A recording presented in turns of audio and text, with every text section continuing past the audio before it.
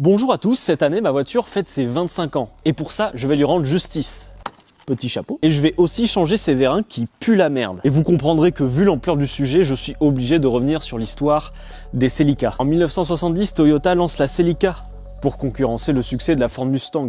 Et vous voulez une voiture compacte, propulsion et sportive. Ils veulent juste sucer le buzz en fait. À la fin des années 70, ils font une deuxième version de la Celica, un peu plus grande et un peu plus confortable. Et ils vont notamment lancer une version 6 cylindres, qui va être la Celica Supra, qui va lancer le blason Supra et devenir ce qu'on lui connaît aujourd'hui. La troisième génération sera la dernière génération en propulsion de base. Elle apporte plus de technologie avec l'injection et même un turbo. En 1985, la Celica devient donc une traction pour être plus accessible et économique, mais ils vont pas lâcher la performance en introduisant la GT4 en transmission intégrale en 1986, qui va poser les bases pour le succès en rallye. Au début des années 90, la Celica va atteindre son apogée en rallye grâce à la 5e génération. Ils vont gagner les titres de champion du monde en 90 et 92, notamment grâce à Carlos Sainz, le père de Carlos Sainz. La 5e génération va donc être la Celica iconique. La 6e génération va avoir un design qui marque les esprits, elle va être très avancée techniquement et ils vont continuer à dominer le rallye. Mais en 1995, ils vont être exclus du championnat du monde à cause d'une triche sur le turbo. Et chose très importante, c'est que cette triche, elle va marquer l'arrêt du programme rallye chez Toyota. Et cette phrase, elle est très importante, c'est mon fusil de Chekhov. Je vais le mettre là. Et nous voilà la 7e génération. Celle qui a mis fin au nom des Celica, comme la MR2 à côté de moi. Dernière génération, je prends les pires voitures. Hop là! Qu'est-ce qu'elle est basse cette bagnole de merde! À la fin des années 90, le marché des coupés sportifs il devient minuscule. Il n'y a plus personne qui a l'argent de prendre une voiture pour le plaisir. Les gens ils veulent des voitures capables de tout faire et qui soient increvables. Et avec les normes de pollution qui sont en train de se développer, ça coûte cher de faire une voiture que personne va acheter quoi. Alors Toyota il décide de prendre une stratégie et vraiment rentrer dedans, de faire des voitures fiables et économiques. Peu importe ce dont vous avez besoin, Toyota aura une voiture qui répond à ce besoin-là. En plus d'être les premiers à innover sur l'hybride grâce à la Prius. Et vous pouvez voir le test de la Prius qui est super intéressant sur la chaîne de Sylvain sur YouTube. Alors c'est ma seule référence sur YouTube Sylvain en termes d'automobile parce que je suis un putain de singe et que les puristes ils me cassent un peu les couilles. C'est peu importe le domaine, hein. Les puristes deviennent chiants, ils oublient qu'ils sont passionnés, que des gens n'y connaissent rien. Et deviennent élitistes. Bon, voilà, on fait avec. Et on voit les résultats de la stratégie de Toyota aujourd'hui. Si on compte pas la Chine, parce que c'est des tricheurs, ils ont un tiers de la population mondiale, ces gros baisers. La marque la plus vendue dans le monde, c'est Toyota. Et la marque la plus fiable dans le monde, c'est Toyota. Il n'y a pas de raison de ne pas avoir de Toyota, en fait. C'est vrai, c'est le choix qui est mathématiquement le bon. Si vous voulez une voiture du quotidien, prenez une Toyota. Et si je vous dis que ma meuf m'a fait un bracelet de perles avec écrit Toyota dessus, est-ce que vous pensez que mon avis est biaisé ou pas? Et du coup, en perdant le programme du rallye et en faisant des voitures plus fiables, plus adaptées au quotidien, et ben le cahier des charges, ou devrais-je dire le scope, hein, pour le dire en anglais, pour abréger un petit peu, parce que... C'est-à-dire que le fait de bien écrire, ça fait trop vieux. Eh bien le scope pour la Celica 7 va suivre le schéma économique et utile en faisant une traction sans turbo. Juste un moteur atmosphérique, un 8.8 qui sera foutu un peu partout, mais il y aura notamment dans celui-là une version 143 chevaux, tranquille, pour le quotidien, c'est celle que j'ai, désolé les puristes, voilà, je suis une merde. Et une version plus énervée de 192 chevaux qui a notamment été développée avec Yamaha, vous savez ceux qui font les pianos là, pour faire la ligne d'échappement. Et à ma connaissance, il y a que 2 voitures qui ont une ligne d'échappement faite par des musiciens, c'est la Celica et la Lexus LFA, qui est légendaire, mais qui a longtemps été détesté à sa sortie, mais qui ne l'est plus après quand les gens se rendent compte qu'ils ont détesté pour rien. Notamment la LFA qui est réputée pour être pour beaucoup la voiture avec le plus beau bruit du monde.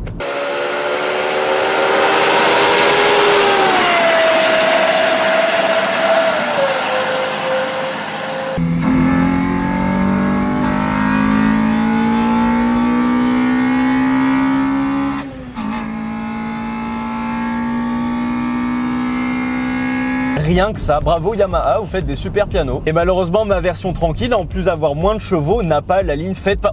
Oh, un faisan! Oh, faut que j'appelle un chasseur, je vais le buter cet enculé. Oui, comme je le disais, ma version, en plus d'avoir moins de chevaux, a une ligne tout à fait normale. Quoique la mienne est légèrement modifiée parce que j'ai changé le catalyseur et le joint était trop petit, ce qui fait qu'il y a un peu d'air qui passe, du coup elle fait un peu un bruit de tondeuse. Moi ça me fait beaucoup rire et puis bon, c'est pas une supercar, je vais pas me prendre au sérieux, c'est marrant, ça fait prout-prout, on dirait un petit karting, je trouve c'est cool. Je suis pas là à me prendre en sérieux avec ma voiture qui fait des explosions en mode les meufs vont se retourner et vont se dire waouh quel homme viril putain. Et là que j'ai dit tout ça, c'est maintenant qu'on va pouvoir parler de l'injustice. Donc s'il y a un jour dans votre vie où vous devez être woke à 100%, c'est aujourd'hui, c'est maintenant les amis. Boum, j'ai rien dans le cul. J'ai rien dans le cul, j'étais en 3e. On commence au plus simple mais au moins pertinent.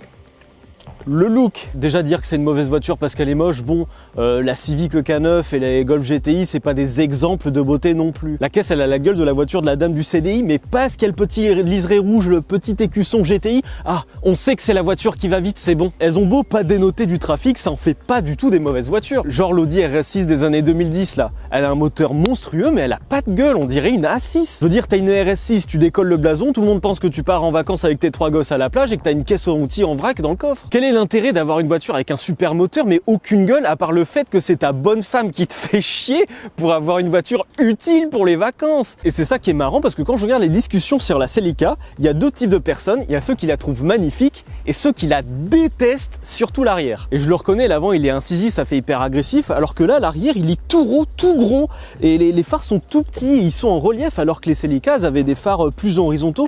Et puis sans spoiler, je vous en parle même pas, elle a aucune gueule. Mais moi j'adore la voir de profil, j'adore cette ligne plongeante, elle inspire l'agilité, la sportivité, tout l'inverse d'une bagnole de vieux qui va se traîner le cul au casino à Monaco. Et c'est ça le problème, c'est qu'elle a trop une image de voiture de kéké tuning, même si je trouve le kit TRD incroyable. Et évidemment c'était inévitable, elle est sortie au début des années 2000, donc elle est sortie pendant l'essor de Fast and Furious, de Need for Speed Underground et de la série Juice. Juice, c'est une série de jeux, elle est tellement gênante que j'ai envie d'éteindre mon écran quand quelqu'un passe derrière moi pour pas passer pour un gros gooner. Et on aurait tendance à croire que ça lui porterait préjudice d'avoir une gueule de voiture de kéké pour les gens qui veulent juste avoir un coupé sympa pour aller au travail, ou alors pas une motorisation assez forte pour faire plaisir aux puristes qui ont envie de se balancer dans des ravins par les routes de montagne. Et ben devinez quoi? Non, c'est pas un succès commercial, mais c'est pas un échec non plus. Il y a eu 200 000 Celica produites en 7 ans. 7 ans de production, c'est pas mal pour un coupé sportif, surtout que même les autres Celica n'ont pas eu toute une période de vie de 7 ans, elles ont été renouvelées bien avant. D'ailleurs, l'anecdote drôle, c'est qu'il y en a eu que 9 de vendus la dernière année aux États-Unis. C'est de la merde. Et je suis tombé sur un mec qui a bossé chez Toyota toute sa vie et il m'a expliqué que le profil des gens qui venaient acheter une Celica était assez varié, qu'il n'y avait pas d'âge ou de style particulier. Il a aussi dit que dans sa vie, il y avait un couple de vieux qui se baladait avec la Celica édition Tsunami. Pour vous la faire courte, c'est kit élargi, l'intérieur il est entièrement refait, premium, et il y a un kit de son Panasonic qui apparemment t'enculait le crâne. Et il m'a dit que le fait que cette Celica Tsunami qui se baladait en ville, et ben au final ça a ramené beaucoup de clients parce qu'il l'avait vu, qu'il l'a trouvé cool. Donc en gros ça veut dire que des gens sont venus l'acheter pour son look. Et voilà, si elle était vraiment moche, j'aurais pu raccourcir ce chapitre en disant « Oui, mais la beauté, c'est subjectif, bouboubou ». Mais je n'ai pas de leçon de style à recevoir de gens qui n'en ont pas. « Oh, style Louis, t'es trop méchant, t'as trop d'ego. » Eh ben, fallait pas dire que ma voiture, elle était moche, maintenant j'ai le droit de tirer à volonté. Après, avec son look agressif et agile, on aurait une tendance à se dire qu'elle est puissante, alors qu'elle ne fait que 143 chevaux. Mais faut pas oublier que c'est une voiture qui a 25 ans. Et il y a 25 ans, 143 chevaux, c'était quand même pas mal pour une petite sportive. Surtout qu'à la sortie, elle coûtait que 25 000 € neuve. Avec l'inflation, ça fait environ 35 000.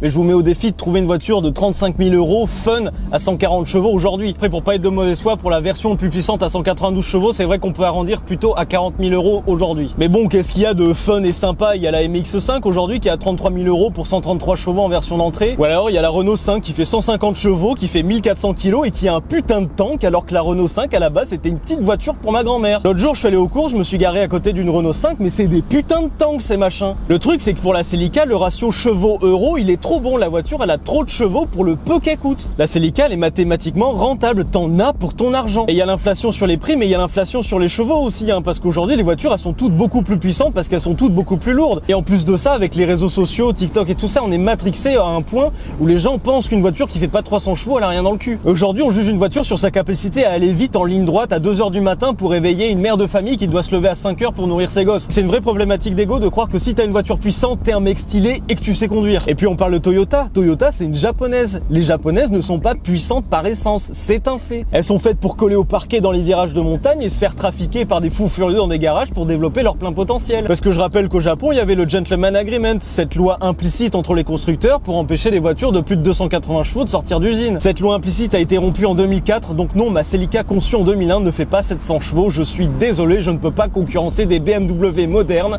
qui font la course sur autoroute. Cette Celica n'était pas fait pour ça, mais il est vrai que Toyota aurait pu faire plus. Sauf que le blason Celica, il a un problème. La première, c'était une muscle car japonaise. copié sur la Mustang. La deuxième, c'était une sportive. Du 3 à la 6, c'est du rallye.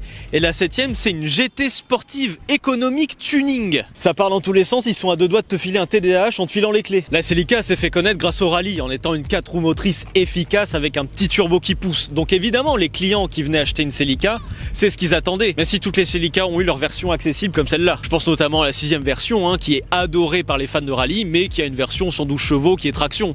Donc le truc, c'est que si Toyota avait continué à pousser sur le rallye, on aurait peut-être eu la concurrente à la Subaru ou la Mitsubishi à laquelle on pense quand on prononce ces marques. Sauf que c'est à ce moment-là que je vais chercher mon fusil de Tchekhov qui est dans le coffre.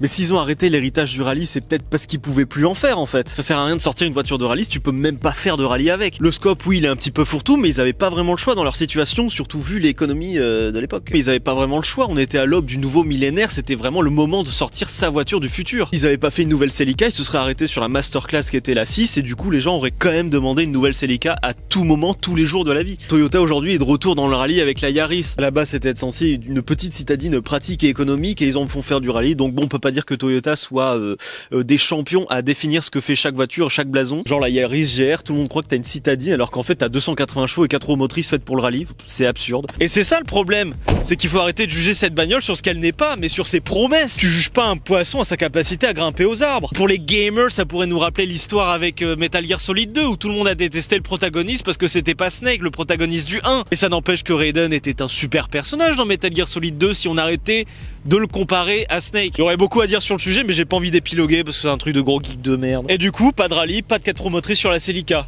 Donc il restait le cas de la propulsion, mais ça aurait vampirisé la MR2. Quand bien même la MR2, le concept c'est que c'était un moteur central arrière, donc je suis pas forcément d'accord avec ça. Mais tout ce qui nous reste, c'est la traction. Et la traction, ça tombe bien, ça correspond à la plateforme que Toyota utilise récemment. Ce qui fait que ça coûte moins cher, c'est plus simple à faire, et c'est plus accessible pour le grand public. Et du coup, je reprends l'exemple de la Civic ou de l'Integra Type-R. C'est des tractions, mais qui sont absolument pas boycottées ou moquées parce que c'est des tractions. Au contraire, c'est des super voitures. La 3e génération de MR2, celle qui était garée à côté de moi tout à l'heure, elle a le même moteur, exactement le même que celui-là. C'est une propulsion, moteur central arrière, c'est une conception super sympa. Pourtant, elle n'a pas été appréciée. Mais ça, j'en ferai une autre vidéo dédiée à la MR2, puisqu'elle le mérite, elle est toute mignonne. L'autre problème, c'est que la nouvelle architecture de ces moteurs a pas du tout le punch habituel des moteurs Toyota. En fait, c'est un moteur qui va faire varier la levée des soupapes pour avoir un moteur très doux à bas régime. Ce qui fait que quand vous conduisez tranquille en ville, etc., c'est un moteur qui est très doux. Il a très peu de couple, mais il est très souple. Et une souplesse à un point où réussir à caler, c'est un effort, quoi.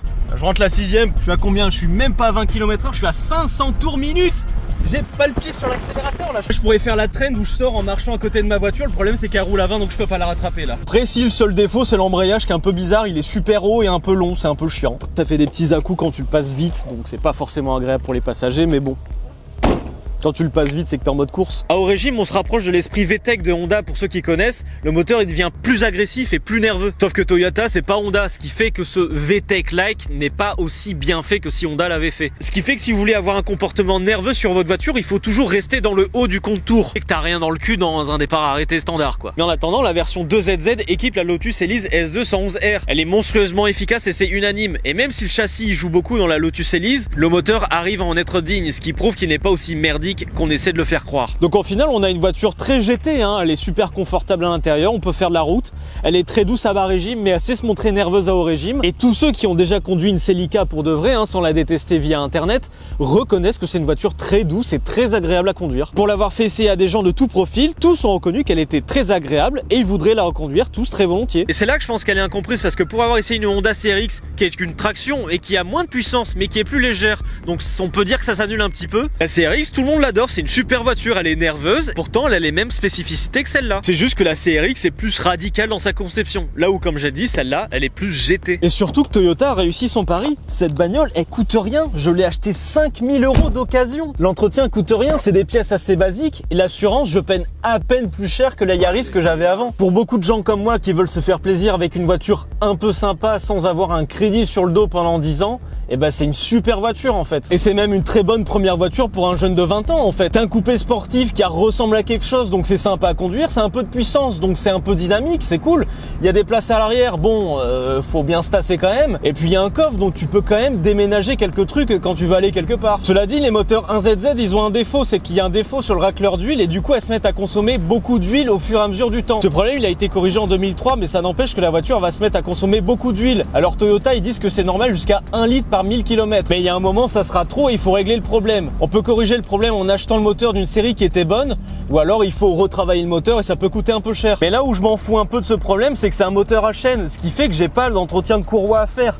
Et l'entretien de courroie, ça coûte une couille. Et le reste des entretiens, je le fais moi-même. Donc au final, je paye que dalle. Donc si un jour, vraiment, quand elle aura des centaines de milliers de kilomètres dans la gueule et qu'elle en pourra plus et qu'il faudra lui changer son moteur parce qu'elle consomme trop d'huile, eh ben c'est pas grave, ce sera quelques frais, mais au moins j'entretiendrai une histoire. La version 2ZZ, elle a un problème avec une vis qu'il faut bien resserrer en fait, les malles de série, ça peut péter et baiser le moteur. Bon voilà. Mais ça c'est super facile à corriger, il suffit juste de la changer et de la resserrer avant que ça pète. Et du coup, au-delà de ces problèmes, la voiture est juste super fiable. Et du coup, vous vous demandez peut-être pourquoi j'ai pris cette voiture et que je la défends corps et âme comme si c'était ma sœur. En 2019, je suis allé chez mon meilleur pote que j'avais pas vu depuis longtemps. En arrivant dans le jardin, je vois une épave au fond. Quand je m'approche, je vois un petit coupé sportif à ras-le-sol bleu en train de se faire dévorer par la végétation. Ensuite, le père de mon meilleur pote arrive et m'explique que cette voiture, c'est un copain à lui qui voulait la préparer pour faire du circuit mais qui n'a pas pu terminer suite à des problèmes personnels. Il a dû partir de chez lui et il avait plus de place pour garer sa voiture et du coup, il l'avait laissée chez eux. Elle était dans un état horrible. Comme elle était préparée pour du circuit, il y a tout qui était démonté dedans. Il y avait le pare-choc en travers, elle était dégueulasse, ça ressemblait plus à rien. Mais j'avais trop envie de la conduire, je la trouvais trop cool. Depuis que j'étais petit, j'adorais les voitures, j'ai grandi en jouant à tous les jeux de bagnole et j'ai arrêté de m'y intéresser parce que le sujet était trop complexe. Et c'est dur de se passionner quand on est ado pour les voitures, sachant qu'on peut même pas les conduire. Même si mon père m'avait acheté un quad et on faisait les cons dans les champs, ou qu'il me laissait son 4x4 dans la neige pour faire du drift, ça serait quand même compliqué d'avoir un hobby que tu peux même pas pratiquer. Sauf que voir ce petit coupé sportif dans un état déplorable, ça m'a donné envie de la sauver et de 2 de me réintéresser aux voitures pour savoir comment la sauver. En fin d'année, je découvre la chaîne de Villebrequin et là, c'est bon, la machine est relancée.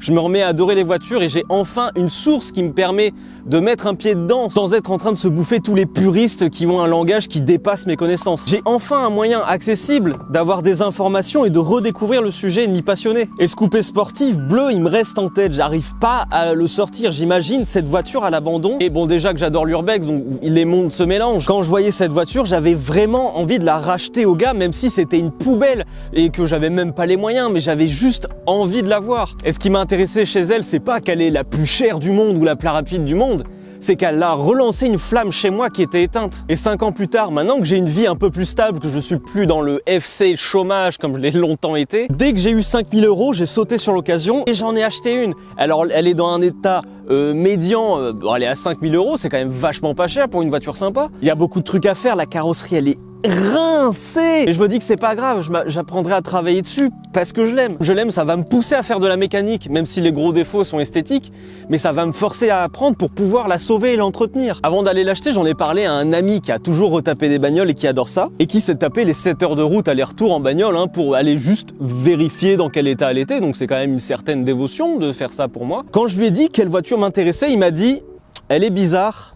Elle va bien. Et c'est vrai qu'il y a un truc qui me caractérise parfaitement dans la vie, c'est que j'aime les trucs qui divisent. Les trucs fades conçus pour que tout le monde aime, ça me casse les couilles parce que c'est assez impersonnel pour que personne ne soit blessé dans sa sensibilité. Je veux un truc qui tranche, qui polarise, qui bouscule. Je veux qu'on m'adore ou qu'on me déteste, ça m'évite de trier les relations. À être aimé par tout le monde, on attire tout le monde et tu finis avec des histoires, avec des potes qui te trahissent, des gens qui essaient de te manipuler et j'en passe. Moi c'est bon, j'ai jamais eu ces problèmes, le tri a été fait en amont. On parle du monde qui est devenu corporate et sans personnalité, mais c'est ce que font la plupart des gens. Ne pas vouloir sortir du lot, ne pas vouloir être qui on veut parce qu'on va être jugé, parce qu'on ne veut pas être gênant ou parce qu'un homme ne fait pas ci ou ne fait pas ça. Vivez enfermé dans des principes qui vous feront rien gagner dans la vie si ça vous fait plaisir, mais vous deviendrez juste docile, invisible et prévisible. Sur le même esprit, elles rompt avec les traditions. Je vous ai fait tout à l'heure la tirade sur le rallye, etc. Mais moi c'est pareil, regardez ma dégaine. Je suis tout ce que la masculinité traditionnelle n'aime pas. Je suis petit, je suis tout sec, je me coiffe bizarrement et j'ai des piercings. Une vraie tarlou. Et cette Celica, c'est pareil, c'est la rejetée de la famille parce qu'elle est gothique.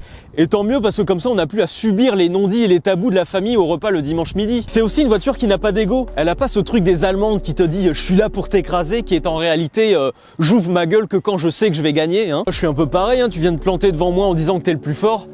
Eh ben c'est bien mec, bravo à toi. Moi je retourne voir ma meuf parce que j'ai des capacités à développer des relations saines avec des femmes. Le pic sur les femmes il est important, ça ils aiment pas, ça questionne leur masculinité. La dernière c'est la polyvalence, j'aime toucher à tout, faire des activités variées. Je fais des vidéos sur YouTube, je faisais de la 3D, je fais de la photo, du développement web.